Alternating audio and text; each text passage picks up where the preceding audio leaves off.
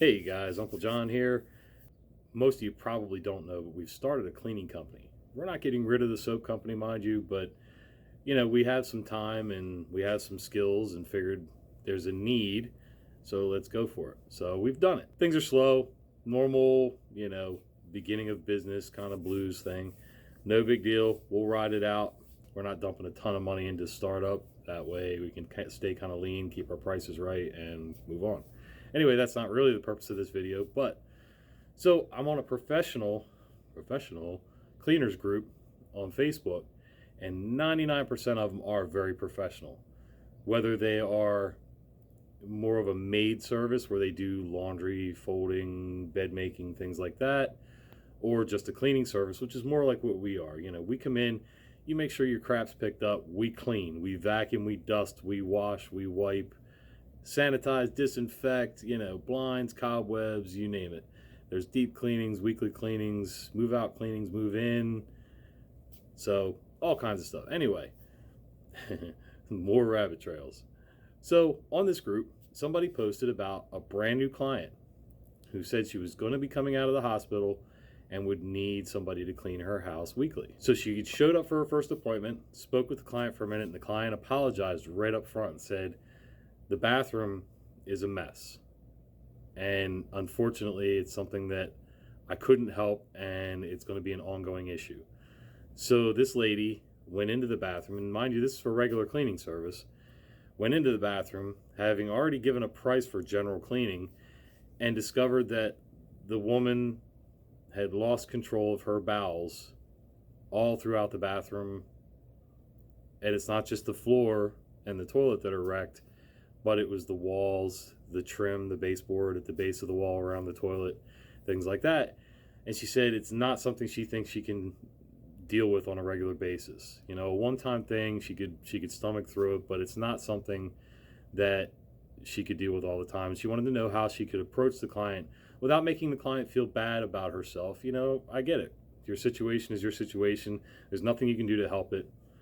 But you don't want to make people feel worse for things that are beyond their control. But it doesn't mean that you should necessarily have to deal with it if that's not something you agreed to and are not prepared to deal with psychologically, or your stomach can't handle it, whatever.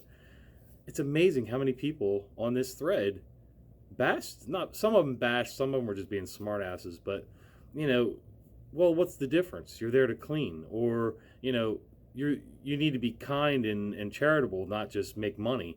Well, no, first of all, this is a business. It's not up to you to say what somebody else should do with their business or their time. I don't get it. And then the one that really rubbed me the wrong way, this one woman, and she's been cleaning for a long time, and I value her experiences because she's been doing it a long time, but she kept hammering the idea, well, you clean poop out of the toilet. No, it's different. Inside the toilet, I have a brush with a long handle. I don't have to actually put my hands in it. Outside the toilet, there may be a smear. There's bacteria that you can't see. Streams running down the front of the bowl where people sort of hit the bowl but sort of didn't. I get all that. That's not that big a deal. A couple extra rags, cleaned up, gone. We're talking about actual smeared on the wall, down the wall, onto the trim.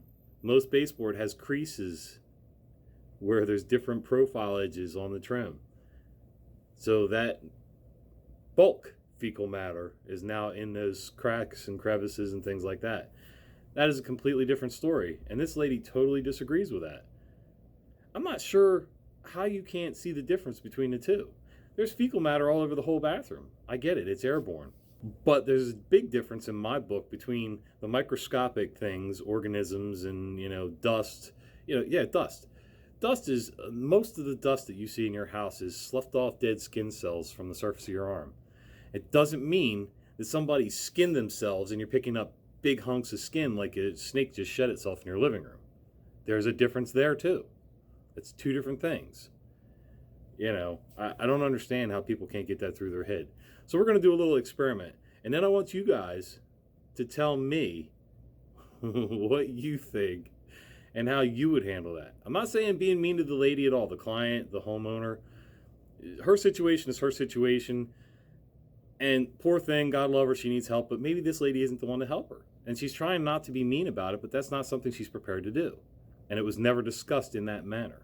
So let's take a look at something. So let's pretend this is your bathroom. This is your wall. This is the base trim at the bottom. I don't know if you can see this little crease here. This is where your toilet sits, the floor around the toilet, etc. We'll pretend there's a toilet sitting here. And we know that there's microscopic things, bugs, dirt, all sorts of biological stuff that you can't see. We get that. That's an easy cleanup with a little bit of disinfectant cleaner and a rag. Got it. Now, there's the occasional whoops smear. Everybody got that? Again, a little spritz with a spray bottle, clean it right up, it's gone. Now that is completely different than, oh yeah, and let's run our hand through it for good measure.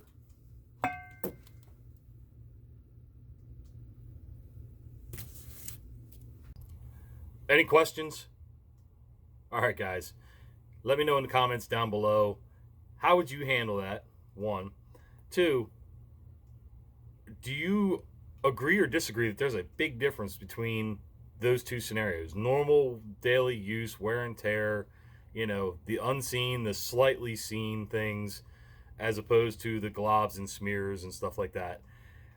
I don't know. In my book, there's a huge difference there. But let me know. Maybe I'm being unreasonable. And by the way, no actual poop was harmed in the making of this video.